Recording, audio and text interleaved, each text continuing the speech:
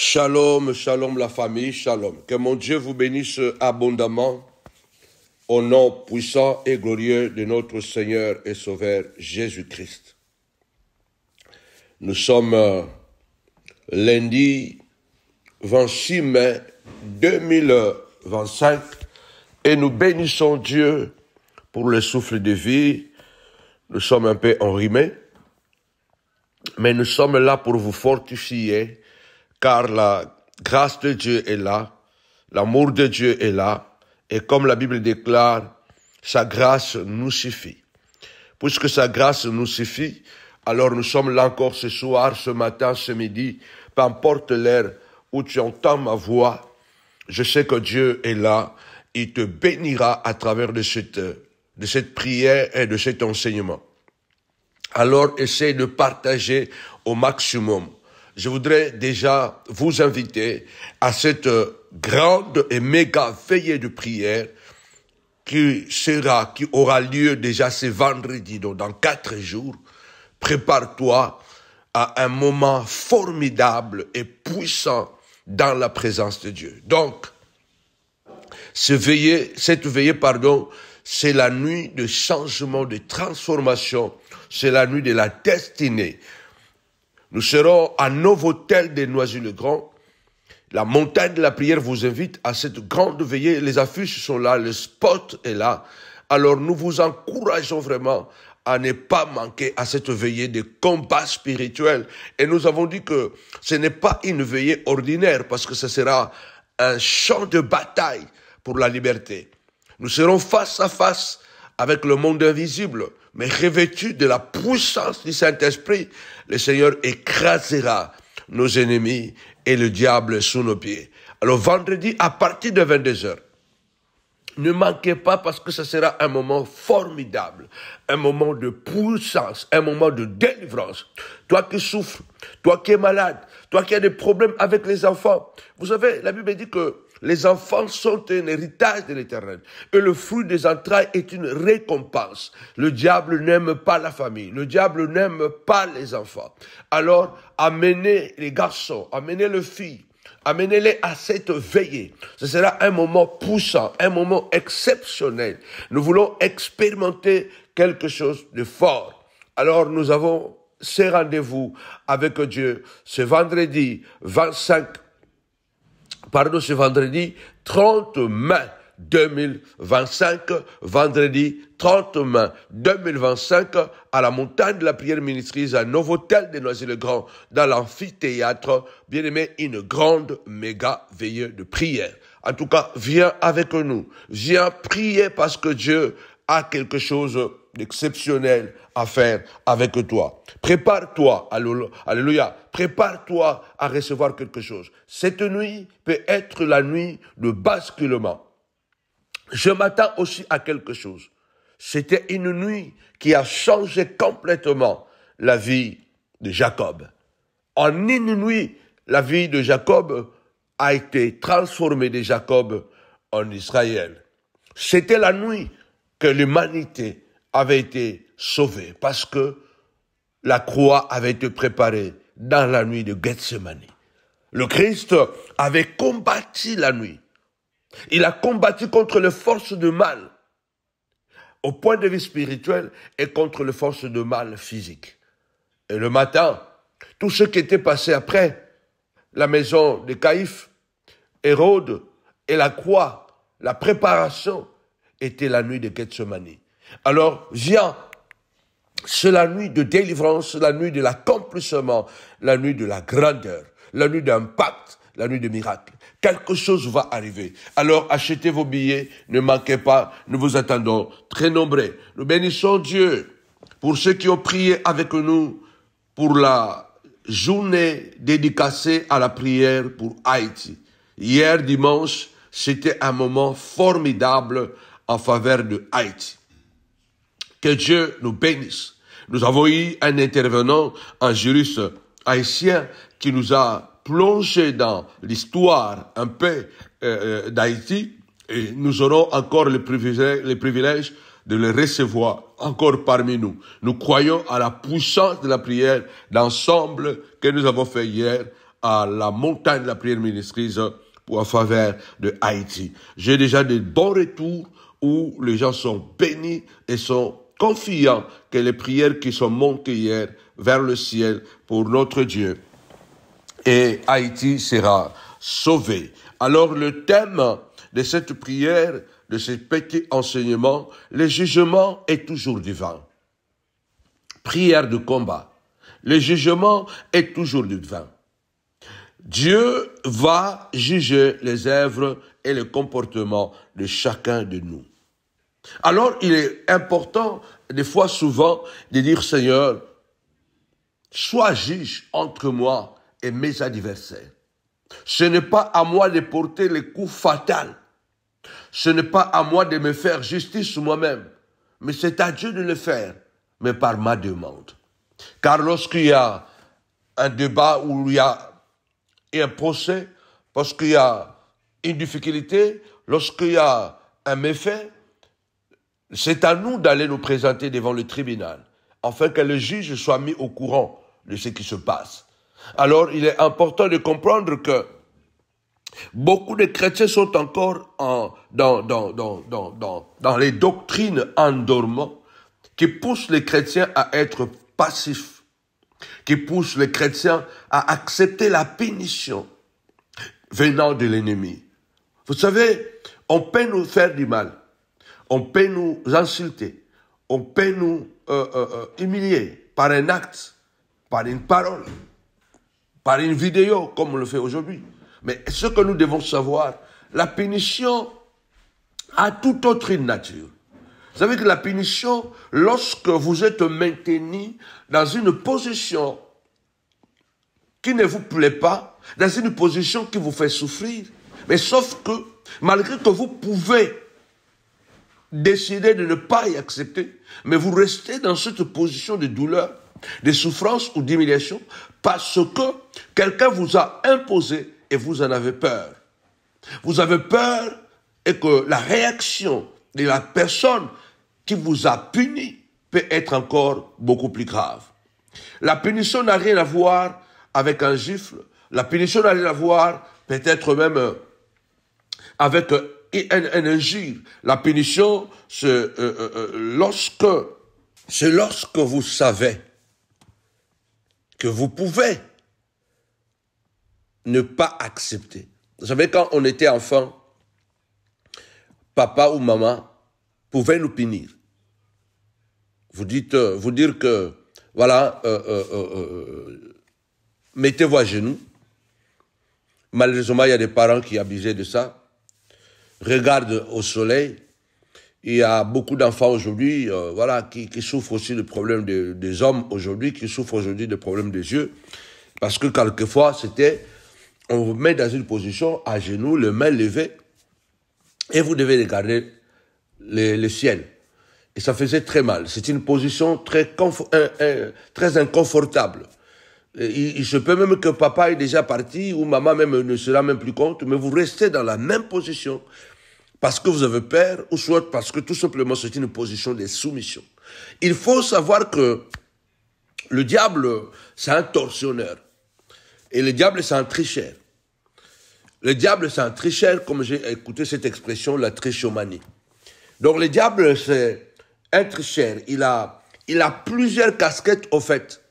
Il y a des fois, nous pensons que c'est Dieu, mais ce n'est pas Dieu, c'est le diable qui est derrière cette douleur, cette souffrance. Et je vous rassure, et je vous assure que je préfère souffrir debout que souffrir à genoux.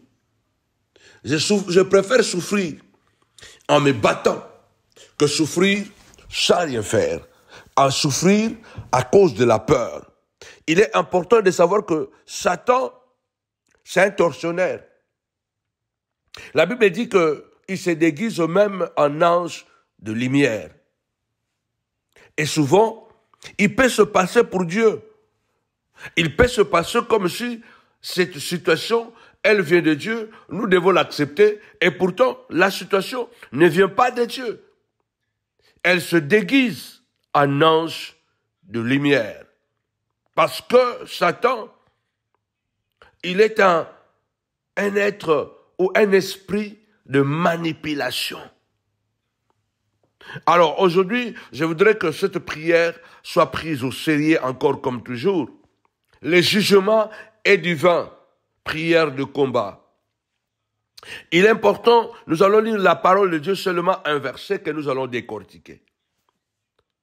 Je veux montrer le danger de faire conscience à un méchant. Partagez. D'ailleurs, tapez-moi 5 fois. Punition, punition, punition. Il faut te dire que je n'accepte pas la punition.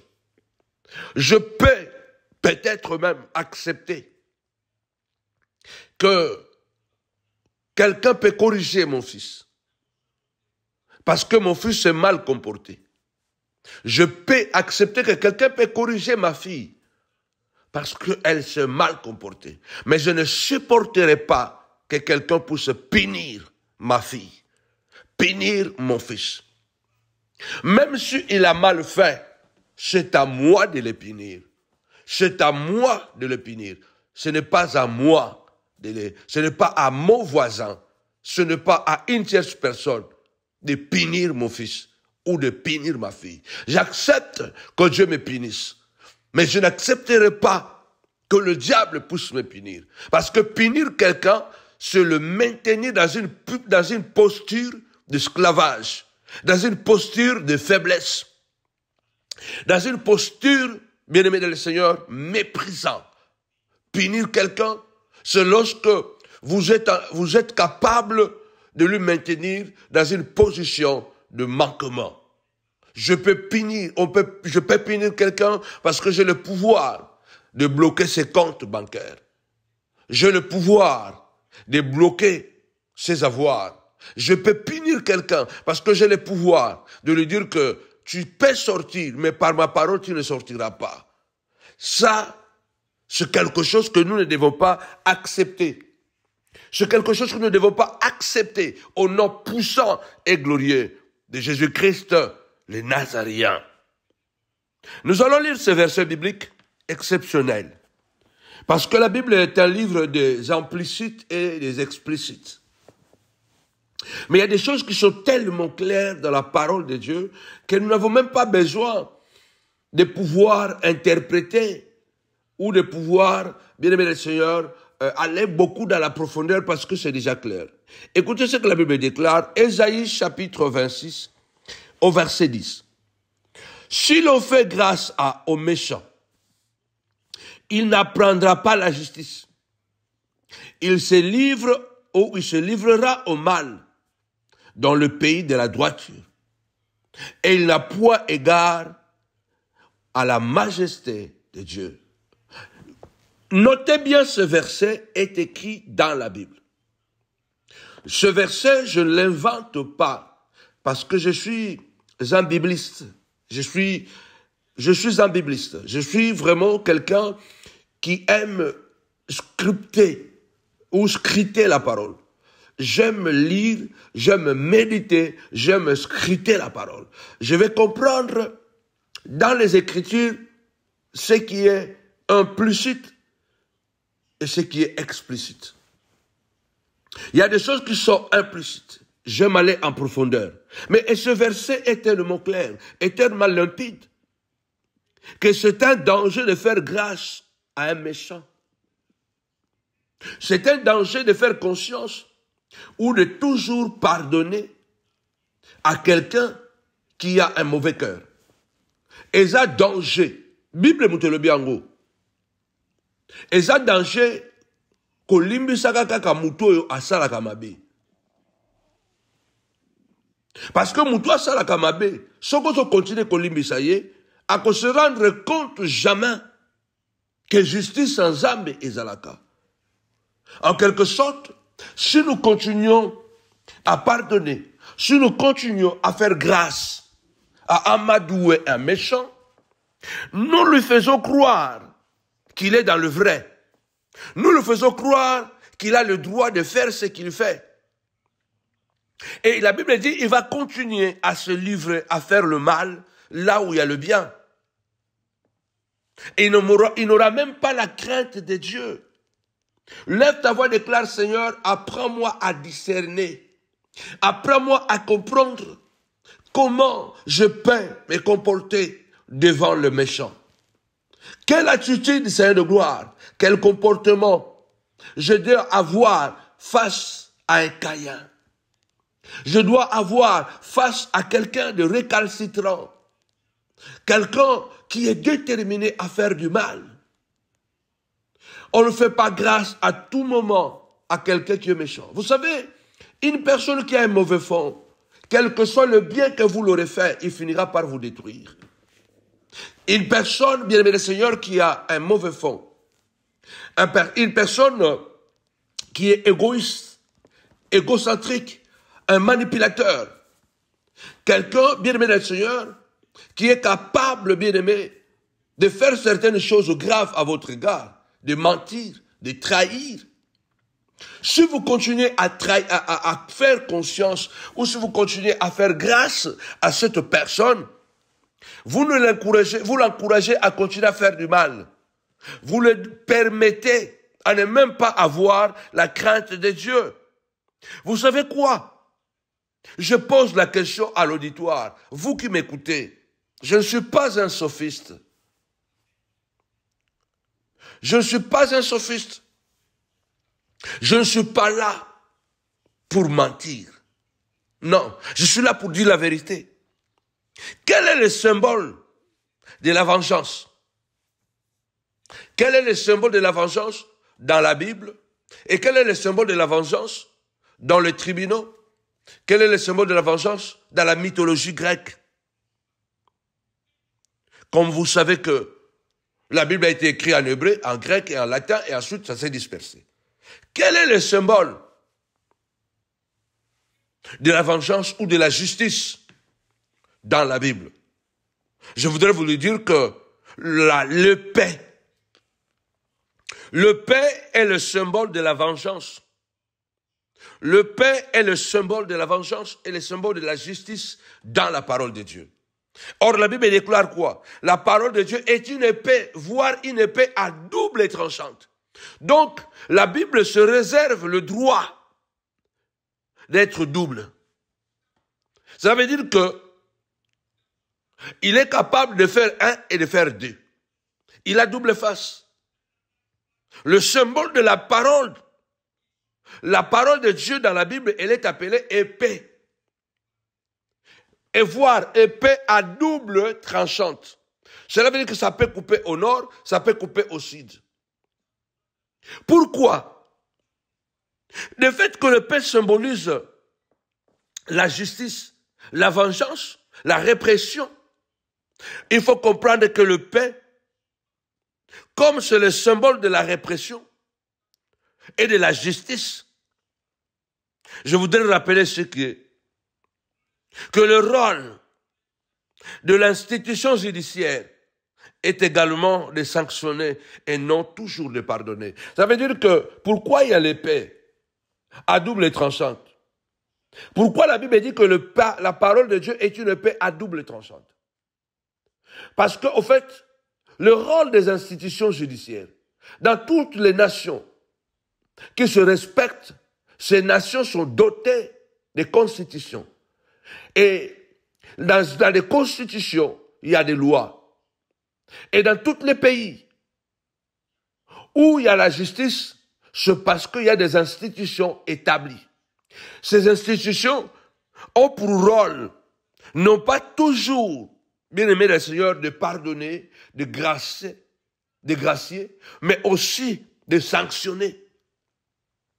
Mais on nous a appris, nous en tant que chrétiens, que Dieu est tellement amour, Dieu est tellement bon, qu'il ne peut pas sanctionner, qu'il ne peut pas aller au-delà. Non, la parole de Dieu est claire. Le Seigneur est allé jusqu'à dire dans Matthieu chapitre 5, si votre justice ne dépasse pas celui des pharisiens et des scribes, le royaume des cieux vous sera privé. Donc, il y a une unité de mesure, il y a une manière de faire. Si on ne le fait pas, il y a une sanction. La Bible est un livre de sanctions. Certes, ce n'est pas à nous de s'octroyer ce pouvoir, de se venger nous-mêmes. Mais nous avons le devoir de déposer les dossiers aux institutions compétentes. Et de ce cas, de facto, nous devons déposer notre prière auprès du trône de Dieu. Comme il est écrit, demandez, vous recevrez. Cherchez, vous trouverez. Frappez, l'on vous ouvrira. Dans Luc chapitre 16, le Seigneur dit que la veuve est allée devant l'institution judiciaire. Fais-moi justice à ma partie adverse. Vous connaissez bien l'histoire du juge unique et la veuve. Donc Jésus-Christ nous apprend que il y a des institutions divines. Parce qu'il dit, lorsque la veuve va devant cette institution corrompue, le juge était corrompu, il n'avait pas, ne respectait personne, il n'avait pas égard à Dieu, il ne respectait ni les hommes, ni Dieu. Mais la persévérance, la veuve avait tellement déposé très bien son dossier, par la persévérance et l'insistance, Jésus dira, le juge finit par craquer en disant que même si je ne crains personne, même si je n'ai égard à personne, et que je ne respecte pas Dieu, et que je ne crains pas Dieu, mais néanmoins, je ferai justice à cette femme pour qu'elle ne vienne pas sans cesse me casser la tête. Écoutez, dit Jésus, ce que dit le méchant juge, le corrompu juge. À combien plus forte raison votre Père, Luc chapitre 18, pardon, à combien plus forte raison votre Père céleste ne vous rendra-t-il pas justice à ses enfants qui crient à lui nuit et jour? Et c'est clair, noir et blanc. Ésaïe 26 dit, si l'on fait toujours grâce à un méchant, il n'apprendra pas la correction. Il n'apprendra pas la justice. Il va continuer à se livrer au mensonge, à la manipulation, dans le pays de la droiture, dans une famille de droit, dans une famille où il y a la droiture, dans un milieu, dans une entreprise, dans un endroit où il y a la droiture. Et il n'aura même pas la crainte de Dieu. C'est pourquoi je suis en train de dire que le rôle de toute institution judiciaire, c'est de corriger, c'est de pouvoir faire grâce, de pouvoir récupérer, mais aussi de pouvoir sanctionner. Parce que si on n'a pas la sanction, il n'y aura pas la crainte. Lève ta voix et déclare, ô Père, sanctionne tout Judas de ma vie. Sanctionne tout Caïn de ma vie. Ceux qui me font du mal, Seigneur, je ne vais pas me faire justice moi-même. Parce que tu as dit, à moi la vengeance, à moi la rétribution. Adonai, le Dieu véritable et grand, lève-toi, car le jugement est divin et la justice est divine. Je me remets à toi, fais-moi justice de ma partie adverse. Rends-moi sage et prudent comme un serpent. Ma vie ne doit pas être qu'une vie d'une colombe, mais ma vie doit aussi être la vie de serpent. Rends-moi capable, Seigneur de gloire, de faire comme le méchant. Car le méchant est toujours prudent. Le méchant est capable d'être deux en une personne. La parole aussi est une épée à double tranchante. Seigneur, aide-moi à discerner, à combattre et ne pas toujours tomber, Seigneur de gloire, dans le piège de l'amour. Tapez-moi 5 fois, jugement, jugement, jugement. Il faut apprendre à sanctionner. J'étais en train de regarder une vidéo. Vous savez, nous avons rarement de figures inspirantes en Afrique. Il y en a, mais ils ne sont pas beaucoup. Nous avons des héros, mais qui ne sont pas beaucoup et qui ne sont même pas célébrés dans nos institutions scolaires. Nos enfants ne les connaissent pas. Ils grandissent. Ils connaissent des héros de Hollywood. Ils connaissent des héros d'autres nations, d'autres continents, mais ils ne connaissent pas nos propres héros africains. Je parle de Thomas Sankara. Un homme que les Africains devraient étudier dans les écoles. un homme que les hommes africains devraient prendre comme un modèle. Et si on avait suffisamment parlé de Sankara dans l'histoire, dans les manuels scolaires en Afrique, je crois qu'il y a longtemps que l'Afrique devait progresser beaucoup plus. Si on avait parlé vraiment de Sankara. Mais qu'est-ce qui me frappe beaucoup de cet homme qui était un homme d'État, un homme de bon cœur? Sankara, qui pouvait être une étincelle, qui allait déjà il y a presque plus de 30 ans, émanciper beaucoup de nations africaines, qui a été tué, assassiné, à cause seulement de son grand amour envers ce principe. De son grand amour envers ce dont il croyait. De son grand amour et sa sensibilité humaine envers son entourage et en particulier vers Blaise Compaoré. Vous savez, dans la vie, même la Bible déclare, ne sois pas bon à l'excès.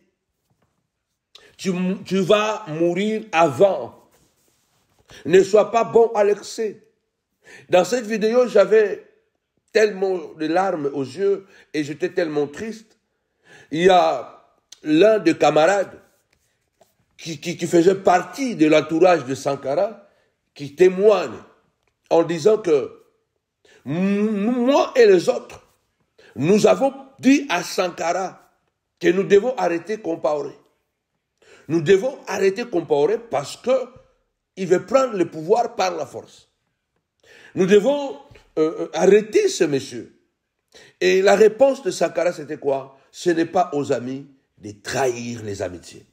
Mais Sankara, ce n'est pas aux amis de trahir les amitiés. Ça, c'est ta philosophie.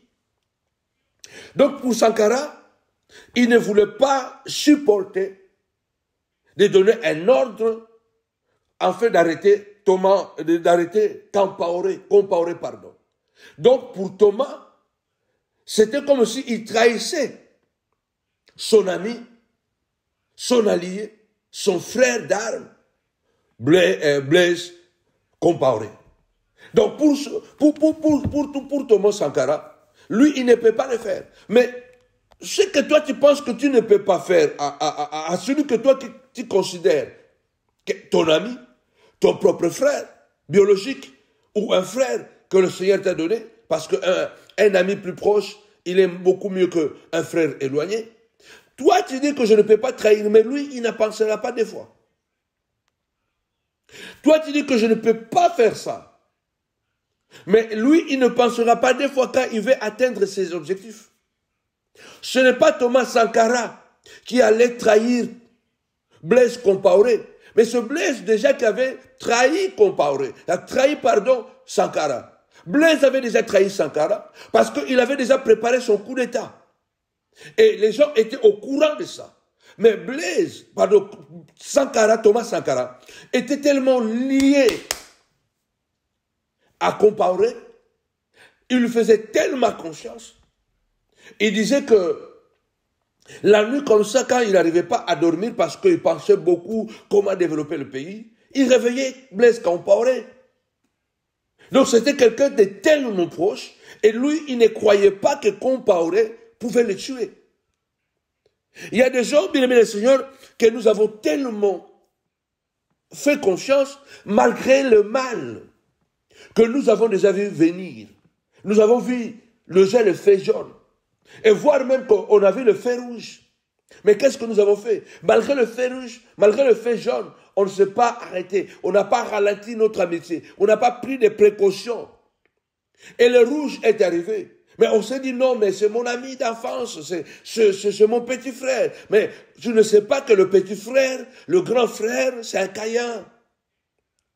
L'ami que tu crois ami, c'est un Judas. Lui, pour te tuer, il ne pensera pas des fois si on lui propose de l'argent, si on lui propose de la gloire. Fais attention. La Bible est claire. Si tu pardonnes tout le temps à un méchant, il n'apprendra pas la justice, il n'apprendra pas la correction, il n'apprendra pas la sanction. Il pensera qu'il est dans le vrai. Il y a des gens, quand ils font du mal, Ils se sentent en extase. Ils sentent que c'est ça qu'ils doivent faire. Soyons prudents. Soyons vigilants. Interprétons la parole de Dieu à la lumière de l'Esprit de Dieu. Non pas à la lumière des philosophies des hommes et des doctrines des humains qu'on nous a inculquées dans la tête. Aujourd'hui, par la grâce de Dieu, nous avons la parole entre nos mains. Tout le monde peut lire. Tout le monde peut méditer la parole. Tout le monde peut entrer dans la profondeur et comprendre que la même Bible que nous disons que la parole de Dieu est une paix. Et le paix, c'est le symbole de la vengeance, de la justice. Et la Bible déclare que la parole de Dieu est une paix. C'est dans la logique.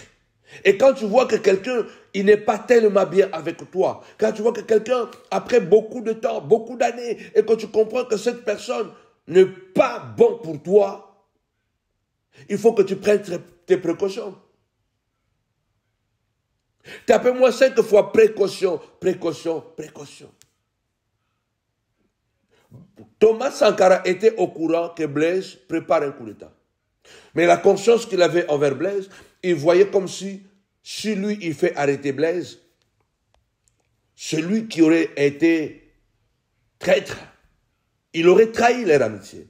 Mais si moi, je comprends que la personne sur qui je fais conscience, la personne avec qui je partage mes douleurs, mes confidences, et je comprends que cette personne n'est pas une bonne personne, je comprends que cette personne est prête à me détruire, je dois me défendre. Ce n'est plus la trahison. Si Thomas Sankara avait neutralisé Blaise Compaoré, lorsqu'on le lui disait, peut-être l'histoire africaine, l'histoire de Burkina Faso, aura été différemment. Peut-être aujourd'hui l'Afrique allait connaître un sursaut exceptionnel avec ce que Thomas Sankara avait commencé à faire au Burkina Faso. Je prends ce modèle. Quand Blaise prend le pouvoir, Blaise reste au pouvoir pendant 27 ans. Presque plus de 27 ans, Compaoré reste au pouvoir. Vous voyez comment le mal, quand le mal s'installe, c'est très difficile de le déraciner. C'est pourquoi il est important de prévenir que de guérir. Lève ta voix, dit Seigneur de gloire, aide-moi à empêcher ce mal de pouvoir entrer dans ma vie, dans l'église, dans les ministères, au nom puissant et glorieux de Jésus-Christ.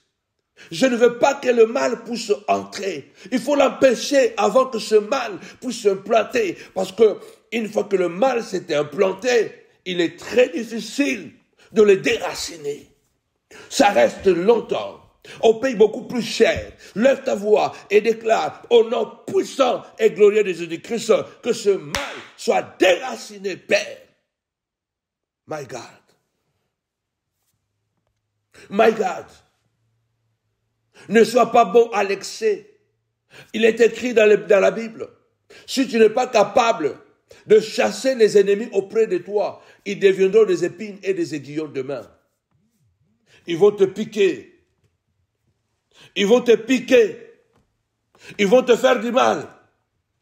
Parce que si toi tu ne le fais pas, si toi tu as pitié de lui, lui de son côté, il n'a pas pitié de toi. Il n'a pas pitié de tes enfants. Il n'a pas la morale. Il aime ses enfants. Il aime sa femme. Il aime ses amis qui sont à son service, qui les cissent. Lui, il prend. Quand il prend, il peut être l'homme le plus bon. Mais quand il sait que il veut quelque chose et qu'il peut te livrer, il n'hésitera pas deux fois. Tu seras son offrande. Tu seras sa rançon pour que lui, il monte. Il n'y pensera pas deux fois. Compaoré n'a pas pensé deux fois. Quand il a eu l'occasion de tuer Thomas Sankara, un frère d'armes qui était comme un jumeau pour lui. L'autre a hésité. Non, même pas hésité. L'autre a refusé de lui faire du mal. Mais lui, à cause du pouvoir, n'a pas hésité 2 fois. Dès qu'il a pris, il a tué Sankara. Réveille-toi, toi qui dors, relève-toi d'entre les morts, et Christ t'éclairera.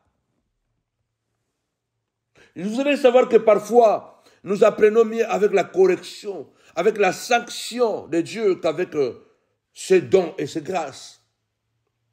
Nous apprenons mieux quelquefois, souvent, ou parfois, nous apprenons mieux avec la correction de Dieu, avec la sanction de Dieu qu'avec les dons et les grâces de Dieu. Vous savez, souvent, Dieu doit nous corriger, Dieu doit nous sanctionner pour que nous puissions comprendre réellement que, ce que je fais n'est pas bien.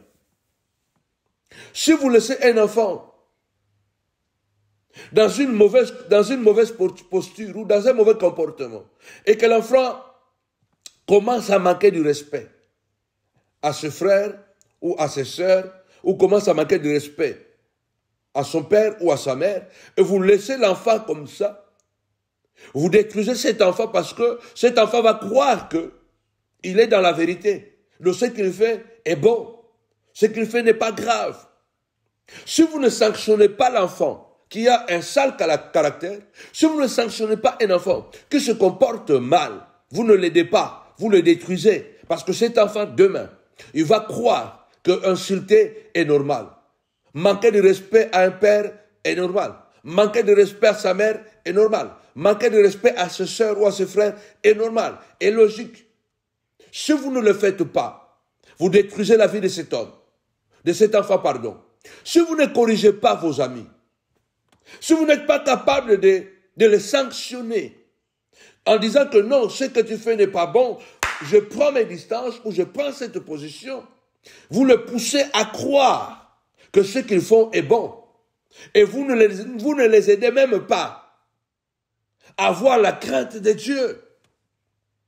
Et il s'avère que, comme la Bible déclare, celui qui sait faire le bien, s'il ne le fait pas, il commet un péché. Il s'avère qu'en vouloir être tellement bon, en vouloir être tellement bon envers les gens qui sont méchants, nous péchons. Et tout ça, tant que nous linga, on a tellement malamu na batu ya mabe, ozo sala lisumu.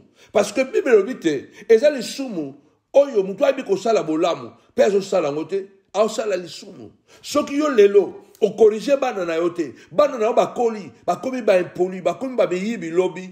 Elinkolo bake, yonde mutu sala lisumu, wana po yo okanga banana yote, o corriger banana yote, o sanctionna bangote.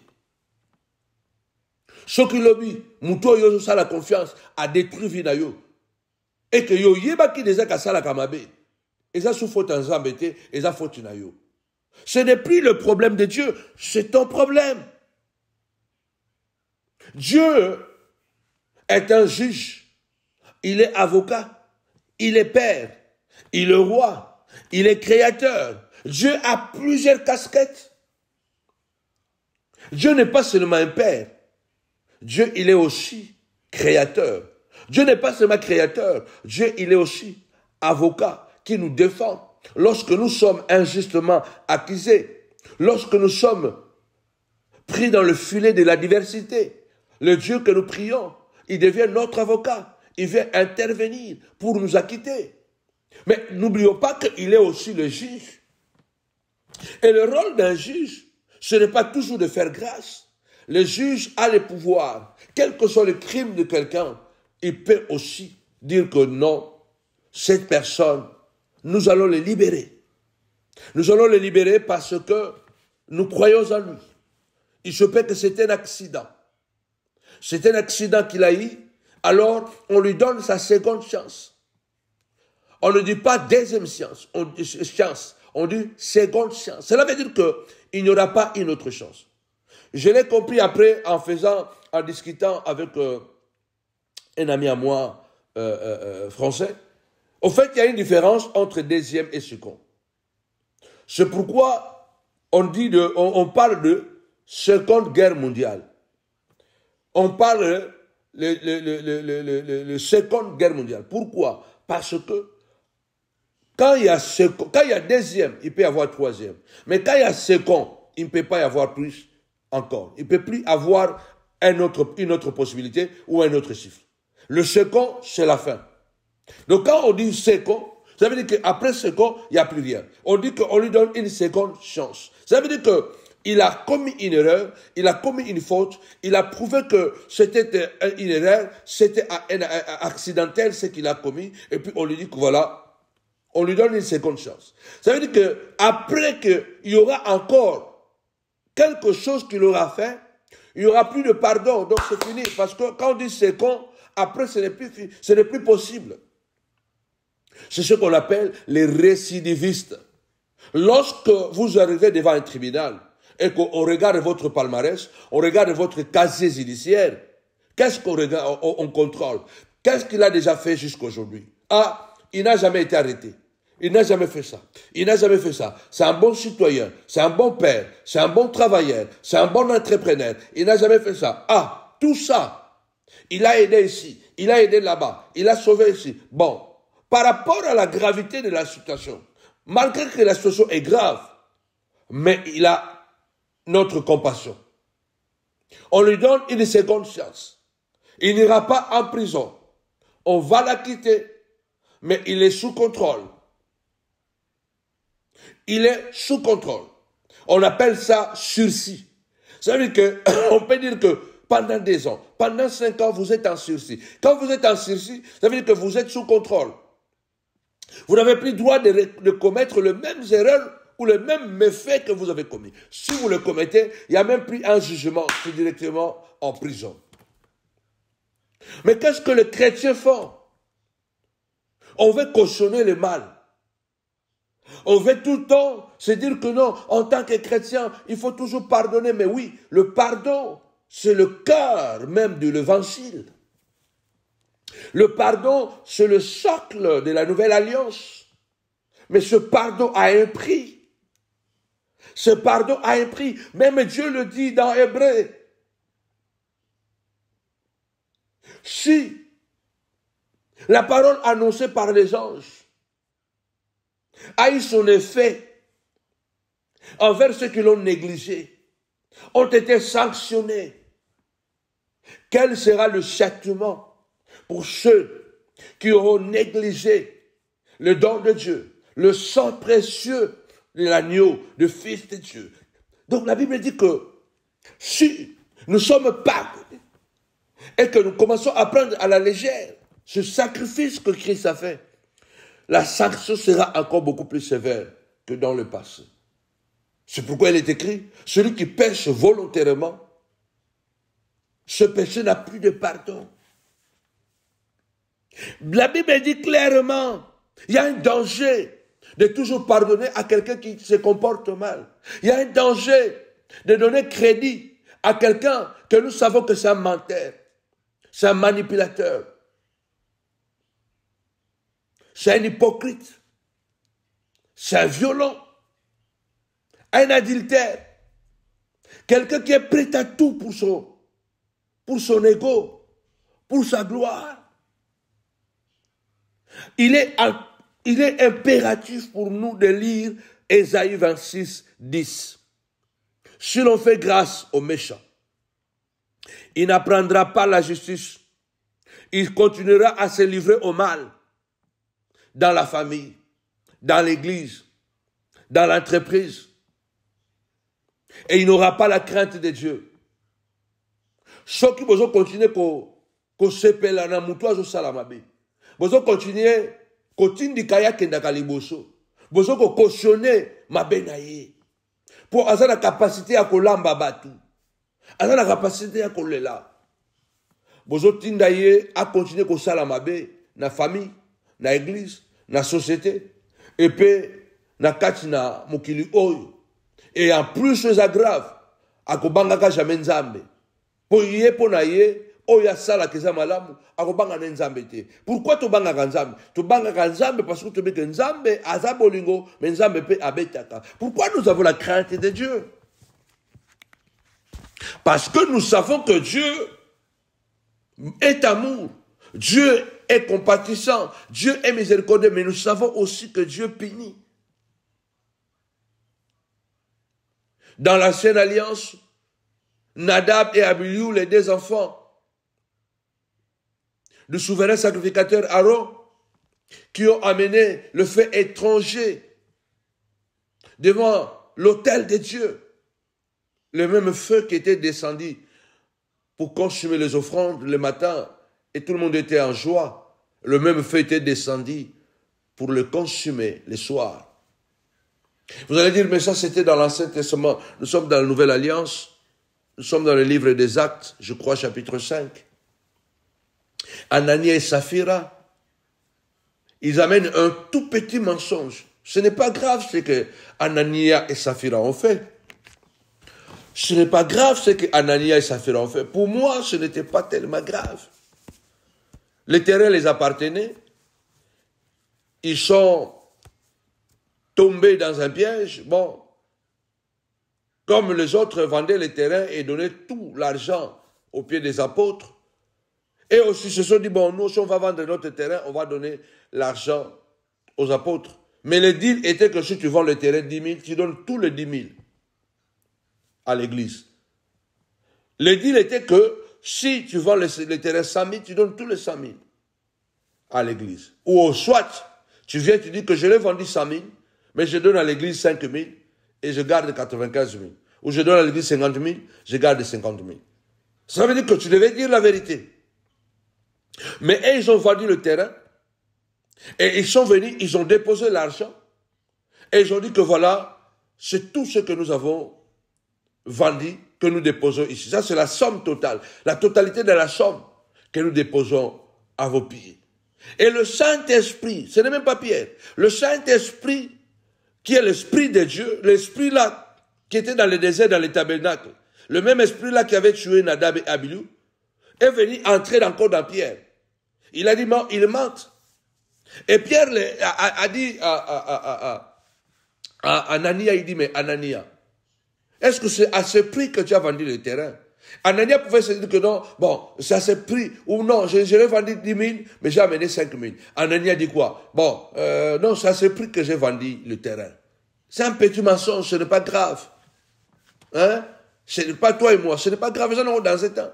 Mais là, écoutez l'esprit dit par Pierre, Anania. Comment tu as permis que Satan entre dans ton cœur pour mentir au Saint-Esprit? Oh, est-ce que Anania voyait Saint-Esprit ou il voyait Pierre? Anania, bana comme on a mon santo, bien bana comme on a Pierre. Na Jean, na Jacques, na Bamessus. Anania n'était pas devant le Saint-Esprit, il était devant les hommes. Mais Pierre nous dit que non, tu es devant le Saint-Esprit, tu as menti le Saint-Esprit. Et au moment où Pierre parle comme ça, la Bible dit, paf, Anania est mort, est tombé, est mort.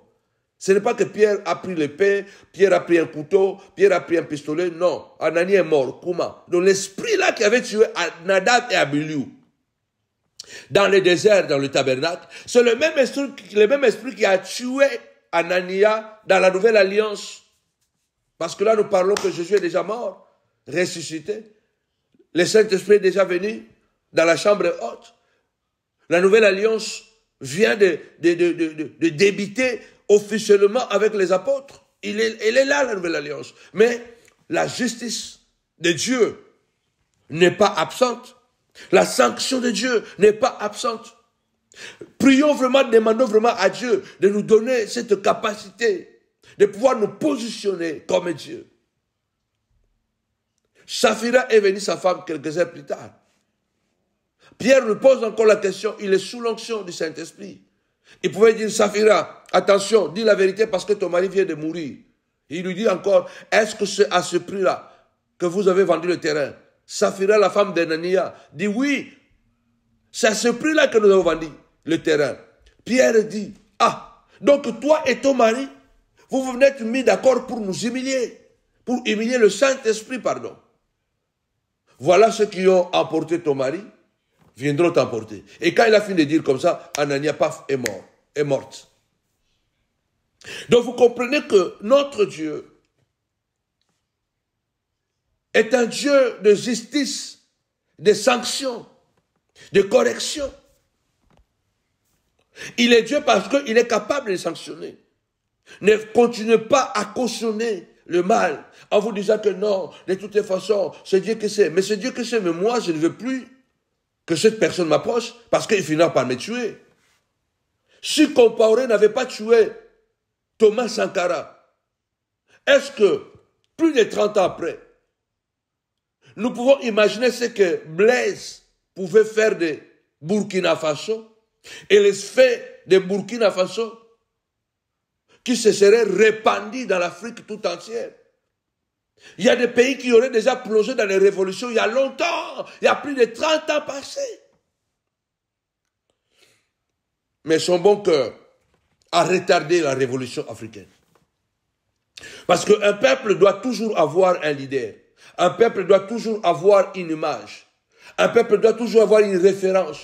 Et quand vous regardez en Afrique, je parle aux Africains, tous ceux qui étaient de véritables patriotes, de véritables panafricains, on les a assassinés parce qu'ils étaient un danger.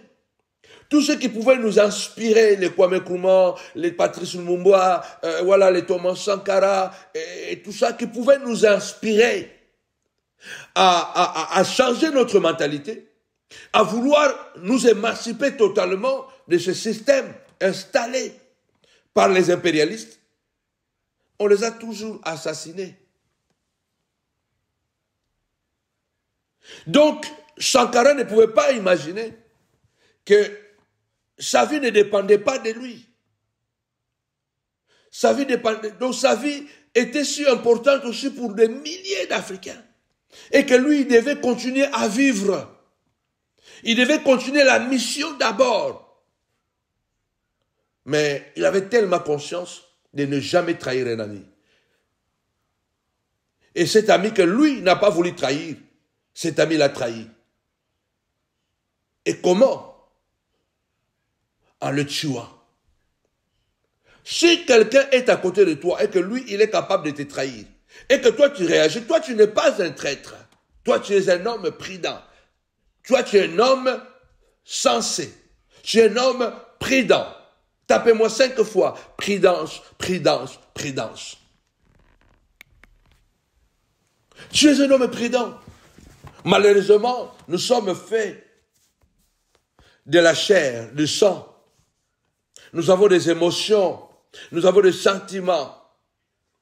Et quelquefois, malheureusement, nos émotions et nos sentiments prennent le dessus sur la volonté et la conscience.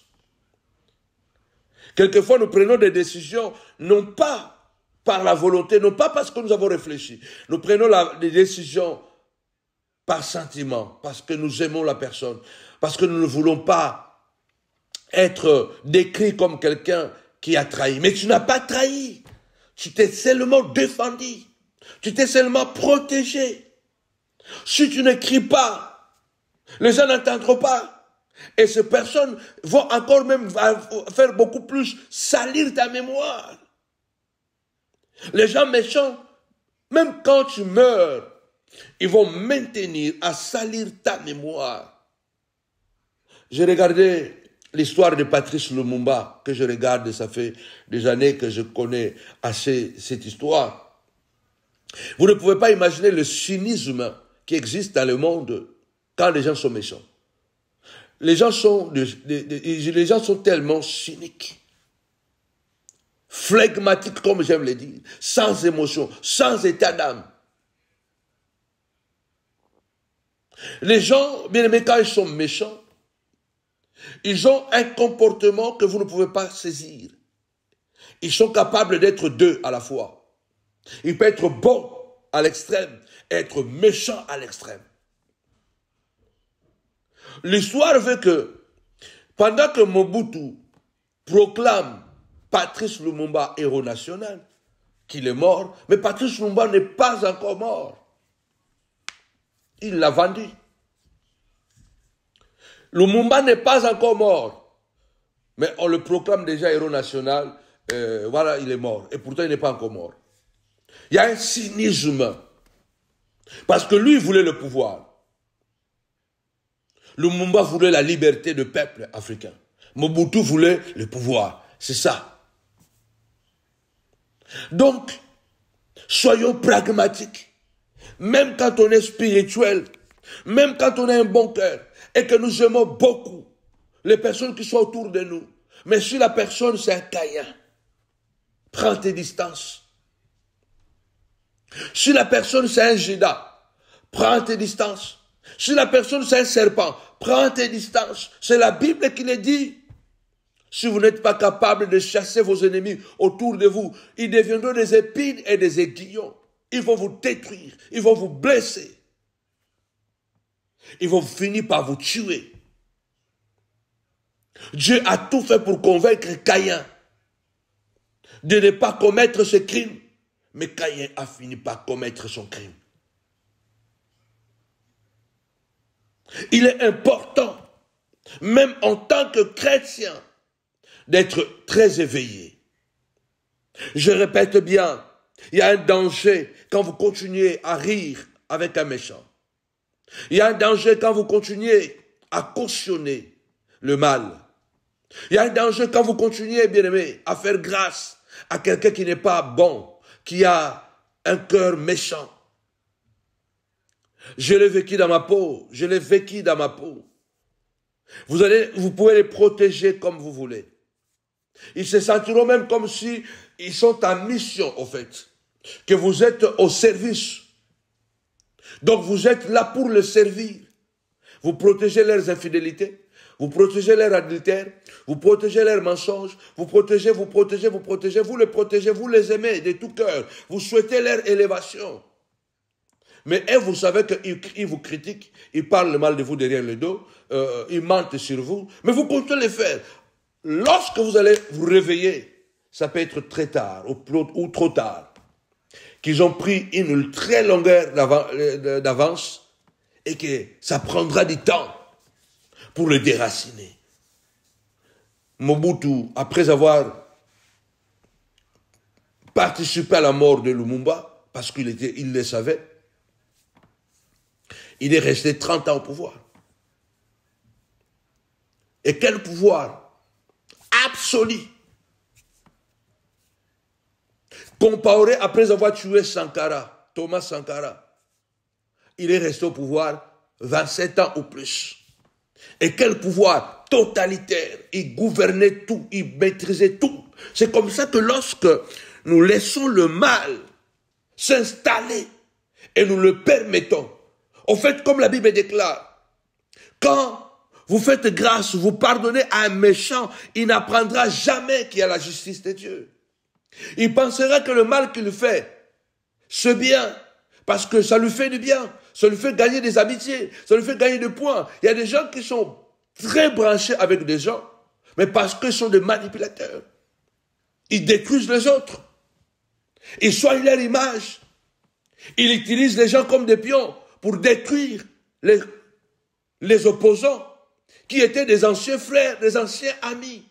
Ils n'hésiteront pas. Il ne va pas penser que tu as des enfants, tu as une femme, que toi aussi tu as une vie. Il ne pensera même pas que tu l'avais aidé, qu'il est là à cause de toi. Dieu passe toujours à travers un individu ou une circonstance afin de pouvoir nous faire du bien. Il ne pensera même pas ça, que tu l'avais nourri, que tu l'avais donné des habits, que tu l'avais donné la possibilité de pouvoir sortir. Il ne pensera pas à ça. Parce que quelqu'un qui a un fond méchant, qui a un fond mauvais, c'est cynique de nature. Et ce qui est grave, il n'aura pas la crainte de Dieu. Parce qu'il va continuer à commettre des infidélités et il sait que tu seras là toujours pour le protéger. Et lui, dans sa tête, il se dira que non, c'est Dieu qui a mis cette personne pour pouvoir continuer à me protéger. Donc, il va prendre ta faiblesse pour une grâce. Vous voyez la perversion? Il va considérer que, malgré le mal qu'il fait, puisque tu es toujours là pour l'encourager, pour le protéger, pour le sécuriser, lui, il prendra ça comme une grâce. Et il va continuer dans son mauvais comportement. C'est pourquoi la Bible déclare, ne faites pas grâce aux méchants. Il faut que le méchant, de temps en temps, il doit être mis face à ses actes. C'est pourquoi je vous ai dit, la justice est symbolisée par l'épée. Dans toutes les institutions, humaine. Même la Bible est symbolisée par l'épée. Pourquoi? L'épée rappelle que le rôle de l'institution judiciaire est également de sanctionner et non pas seulement de pardonner. Tu as le droit de sanctionner cette amitié. Tu as le droit de sanctionner. Ça veut dire que tu as le droit de te protéger. Tu as le droit de dire que je ne vais pas. Si seulement ce jour-là, Abel n'avait pas accompagné Caïn dans la brousse, au champ, peut-être il n'allait pas être mis à mort par ces derniers. Ce qui a mukoloana Caïn, Abel accompagna qui ne connaît Caïn te nabilanga. Tant soupenda koufate. Batumboni toujours accompagné. You accompagné pour aider babomio. Tu l'accompagnes pour l'aider, mais il te tue. Attention, on peut accompagner nos assassins. On peut accompagner nos assassins. Que Dieu nous épargne.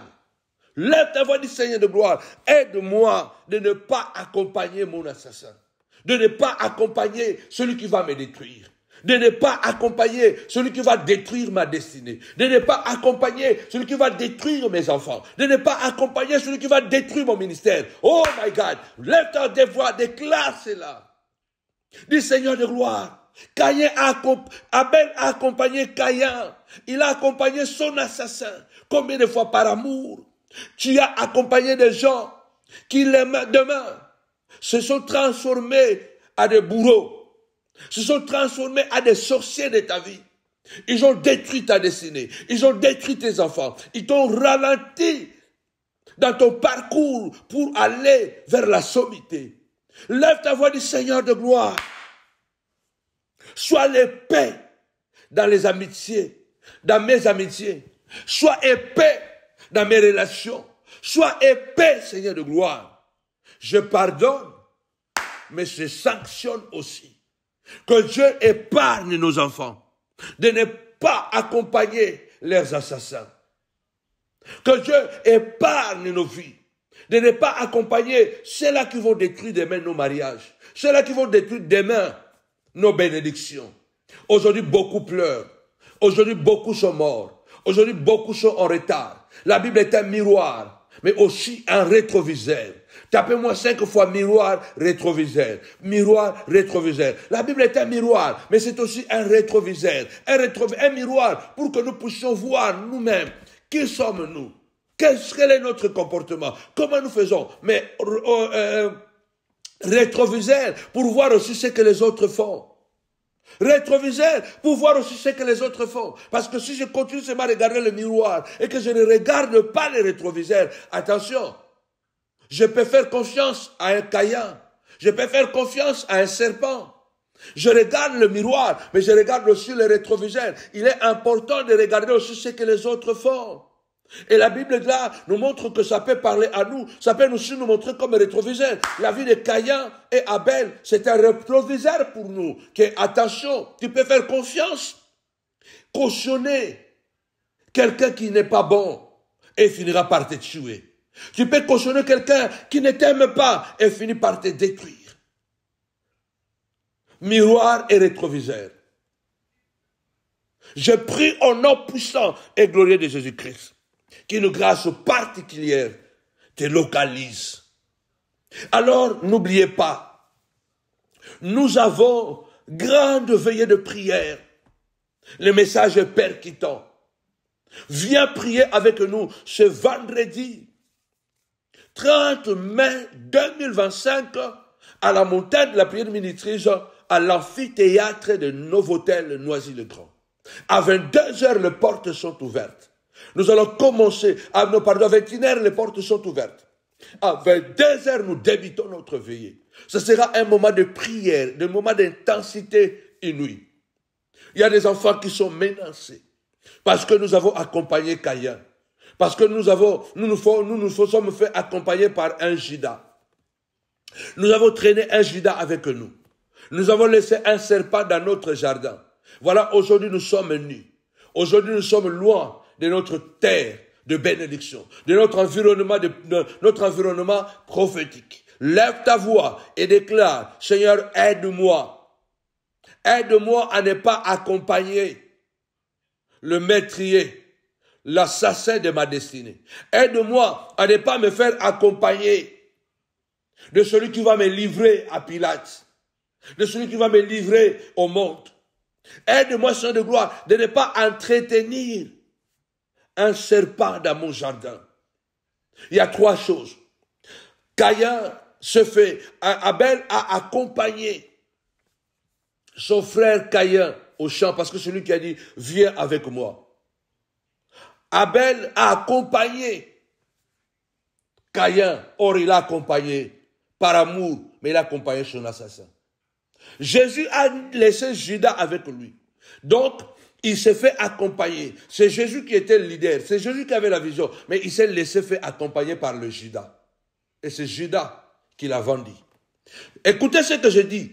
C'est la même chose qui se produit avec nous tous. Soit on accompagne quelqu'un, lui il a une vision, nous on l'accompagne et il nous tue. Soit nous avons la vision, nous nous faisons accompagner par Judas et Judas nous tue. Troisième chose, soit nous sommes, bien aimés, les visionnaires, nous avons une famille, nous avons une entreprise, nous avons une église, mais nous entretenons le serpent. Parce que la Bible dit déjà que les serpents étaient les plus risés. Donc tout le monde savait que le serpent n'est pas bon. Mais on l'entretenait dans le jardin. Le résultat, c'est quoi? C'est lui qui est à la base de la perte du jardin, de la nudité d'Adam et Ève. C'est lui qui est à la base de la chute. Donc, prions vraiment le Seigneur. Alors, je cache une bonne partie. Je vous attends vraiment. Venez nombreux ce vendredi. Ne manquez pas. Nous allons prier avec l'onction d'huile. Il y aura un moment puissant de prophétie. Bien aimé, le Seigneur va restaurer ta vie. La veillée de combat spirituel. La bataille contre les esprits méchants. C'est un champ de bataille pour la liberté. Alors nous vous attendons très nombreux. N'hésitez pas à soutenir la montagne de la prière à travers de vos dons. Avec Jésus, c'est toujours possible. Avec Jésus, c'est toujours possible. Bye bye. Shalom la famille.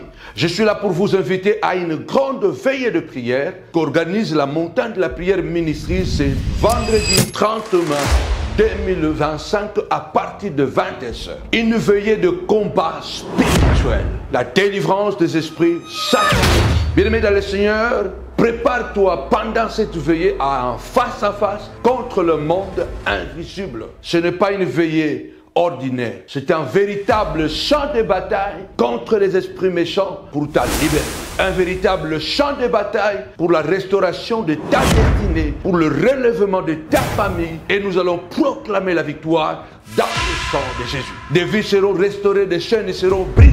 Et quelque chose d'exceptionnel va se produire. Le Seigneur te dit, prépare-toi. C'est une veillée sans concession ni compromis. Nous vous attendons très nombreux. Alors ne venez pas seul. Venez avec votre famille. Venez avec un ami. Toi qui es malade. Toi qui fais des cauchemars. Toi qui as un mari de nuit. Femme de nuit. Toi qui as des enfants qui entendent des voix. Quelque chose de puissant va se produire pendant cette veillée. Je le répète que ce n'est pas une veillée ordinaire. Mais un véritable champ de bataille où nous serons face à face avec le monde invisible. Un champ de bataille pour ta délivrance, pour ta liberté.